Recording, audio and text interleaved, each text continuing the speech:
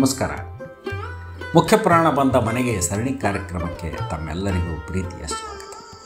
ಆತ್ಮೀಯರೇ, ಇವತ್ತು ನಾವು ನಮ್ಮ ಸಂಚಿಕೆಗೆ ಆರಿಸಿಕೊಂಡದ್ದು ಹಾಸನ ಜಿಲ್ಲೆ ಹಾಸನ ತಾಲೂಕಿನಲ್ಲಿರುವ ಹತ್ತಿಹಳ್ಳಿ ಆಂಜನೇಯ ಸ್ವಾಮಿ. ಇವರಿಗೆ ಅಭಯ ವೀರಾಂಜನೇಯ ಅಂತಲೂ ಕರೀತಾರೆ, ಬೆಂಕಿ ಆಂಜನೇಯ ಅಂತೂ ಕರೀತಾರೆ. ಅಭಯ ವೀರಾಂಜನೇಯ ಸಾಮಾನ್ಯವಾಗಿರುವಂಥದ್ದು, ಆದರೆ ಬೆಂಕಿ ಆಂಜನೇಯ ಅಂತ ಯಾಕೆ ಕರೀತಾರೆ? ಅಲ್ಲಿರುವ ಒಂದು ಐತಿಹ್ಯ ಪ್ರಕಾರ, ಕಥೆಗಳ ಪ್ರಕಾರ, ಅಲ್ಲೊಂದು ಕಲ್ಲು ಬಾವಿ ಅಂತ ಒಂದು ಬಾವಿ ಇದೆ. ಅಲ್ಲೇ ಹನುಮಂತ ದೇವರ ಭಕ್ತರೊಬ್ಬರಿದ್ದರಂತ. ಅಲ್ಲೇ ಆ ಊರೊಳಗೆ ಅವ್ರ ಮೈಯಾಗ ಹನುಮಂತ ದೇವರು ಬಂದಾಗ ಆ ಮನುಷ್ಯ ಬಾವಿಯೊಳಗೆ ಮುಳುಗಿ ಎದ್ದು ಬೆಂಕಿಯನ್ನು ನುಂಗುತ್ತಿದ್ದರಂತ. ಆ ಕಾರಣಕ್ಕಾಗಿ ಇವರಿಗೆ ಬೆಂಕಿ ಆಂಜನೇಯ ಅಂತ ಕರೀತಾರೆ.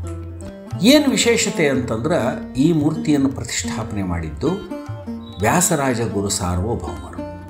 ಅವರು ಮಾಡಿದ 704 ಆಂಜನೇಯನವ, ಅದರೊಳಗೆ ಇದು ಒಂದು ಬೆಂಕಿ ಆಂಜನೇಯ. ಆ ವ್ಯಾಸರಾಜರ ಪ್ರತಿಷ್ಠಾಪನೆ ಮಾಡಿದ ಮೂರ್ತಿ ಎಲ್ಲ ಕುರುಹುಗಳು ಅವ.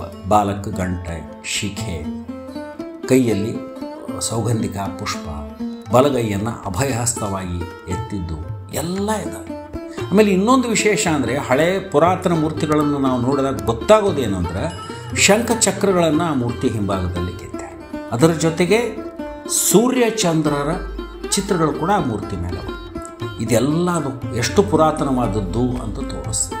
ಆಮೇಲೆ ವಿಶೇಷವಾಗಿ ಈ ದೇವರ ಅನುಗ್ರಹ ಮಾಡೋದು ರೋಗ ರುಜಿನಗಳಿಗೆ ತಕ್ಷಣ ಇವರಿಂದ ಪರಿಹಾರ ಸಿಗ್ತಂತೆ. ಅಲ್ಲೇ ಇದ್ದ ವ್ರತವನ್ನು ಮಾಡ್ತಾರೆ ಜನ.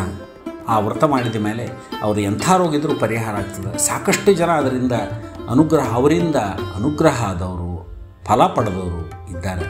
ವಿಶೇಷವಾದ ರೀತಿಯಲ್ಲೇ ಅಲಂಕಾರವನ್ನು ಮಾಡ್ತಾರೆ ಈ ದೇವರಿಗೆ. ಬಹಳ ಸುಂದರವಾದ ಹೂವಿನ ಅಲಂಕಾರ, ಹಣ್ಣಿನ ಅಲಂಕಾರ, ಎಲೆ ಅಲಂಕಾರ, ತರಹದ ಅಲಂಕಾರವನ್ನು ಇಲ್ಲಿ ಗ್ರಾಮೀಣ ಜನರು, ಇಲ್ಲಿ ಭಕ್ತರು ಮಾಡ್ತಾರೆ.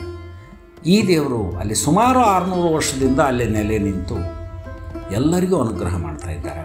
ಅವರು ನಿಮ್ಮೆಲ್ಲರಿಗೂ ಅನುಗ್ರಹವನ್ನು ಮಾಡಲಿ ಅಂತ ಹೇಳ್ತಾ ಇಂದಿನ ಸಂಚಿಕೆಗೆ ಮುಕ್ತಾಯ ಹೇಳ್ತೀನಿ. ನಮಸ್ಕಾರ.